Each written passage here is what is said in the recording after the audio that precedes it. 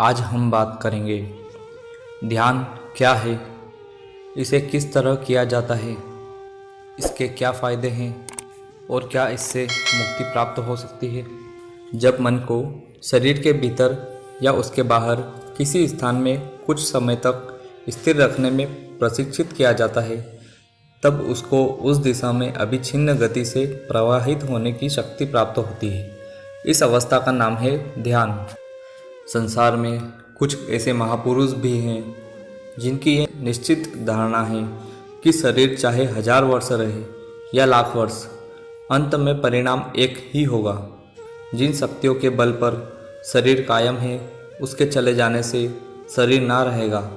आत्मा ही है जो शरीर के चले जाने पर भी कायम रहती है।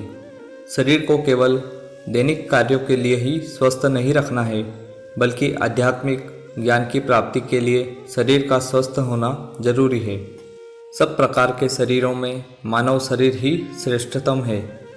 मनुष्य देव आदि से भी श्रेष्ठ है। देवताओं को भी ज्ञान लाभ के लिए मनुष्य देह धारण करनी पड़ती है। अत्यधिक धन और अत्यधिक दरिद्रता आत्मा के उच्चतम विकास के लिए महान बाधक है। प्रकृति को पूर्ण रूप से अपने अधीन कर लेना ही हमारा एकमात्र लक्ष्य है। इससे व्यक्ति प्रकृति का स्वामी होता है, गुलाम नहीं। शरीर या मन हमारे स्वामी नहीं हो सकते। हम कभी न भूलें कि शरीर हमारा है, हम शरीर के नहीं।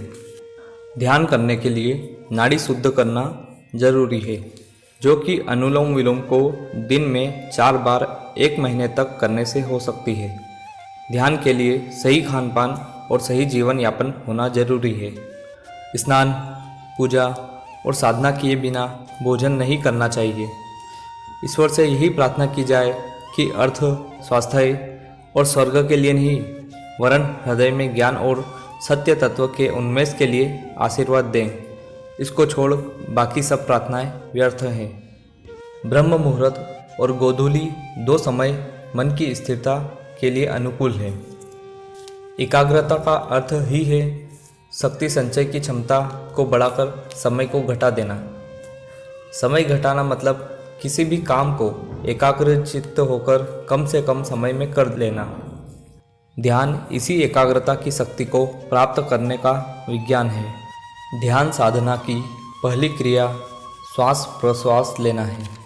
धीमे धीमे श्वास लेते हुए हमें धीरे धीरे शरीर के भीतर प्रवेश करना है। श्वास को अंदर बाहर करते समय किसी शुद्ध शब्द ओम या और भी किसी शब्द का मन में ध्यान करें। ऐसा करते समय मस्तक, गर्दन, सीना व पीठ सीधे ही होने चाहिए। इससे ही हम देह के अंदर सूक्ष्म से सूक्ष्म शक्तियों के संबंध में जान सकेंगे। हम जान सकेंगे कि किस तरह शक्ति प्रवाह शरीर में भ्रमण करता है, और जब हम मन में उनका अनुभव कर सकेंगे, तब हम उन्हें और उनके साथ शरीर को भी हमारे अधिकार में लाने के लिए प्रारंभ करेंगे। ऐसा निरंतर करने से मुख की कांति बदल जाएगी, मन की शांति मुख से फूटकर बाहर निकलेगी। तुम्हारा स्वर भी बहुत मधुर हो जाएगा। परंतु जो कमर बांधकर मतलब लक्ष्य बनाकर साधना के लिए आगे बढ़ेंगे, उनकी कुंडलिनी जागृत हो जाएगी। उनके लिए सारी प्रकृति एक नया रूप धारण कर लेगी।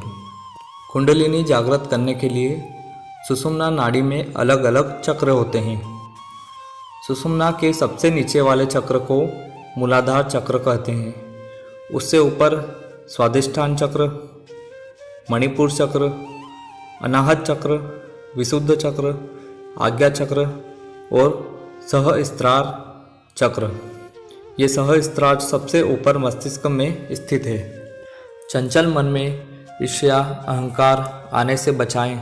एक विचार लो, उसी को अपना जीवन बनाओ, उसी को अपना चिंतन बनाओ, उसी का स्वप्न देखो, उसी में अपना जीवन बिताओ।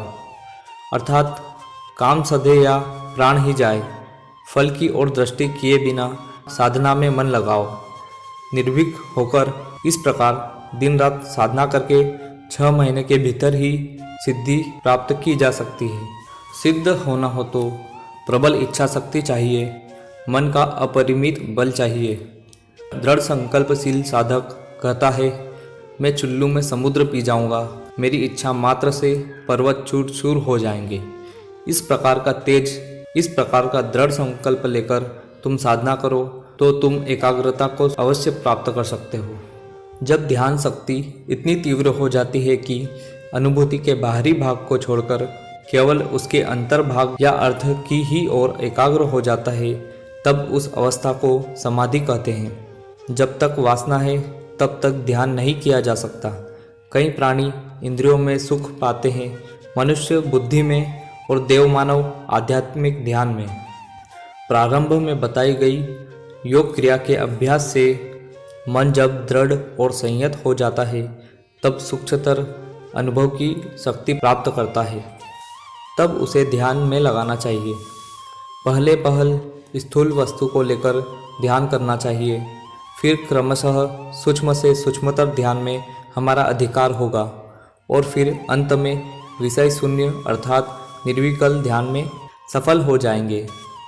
यदि साधना ठीक हो और पूर्ण निष्ठा के साथ की जाए तो वो अवश्य हमें अभिष्ट लक्ष्य तक पहुंचा देगी और तब सारे दुख कष्टों का अंत हो जाएगा, कर्म का बीज दग्ध हो जाएगा और आत्मा चिरकाल के लिए मुक्त हो जाएगी, जिसका उदाहरण स्वयं स्वामी विवेकानंद जी है।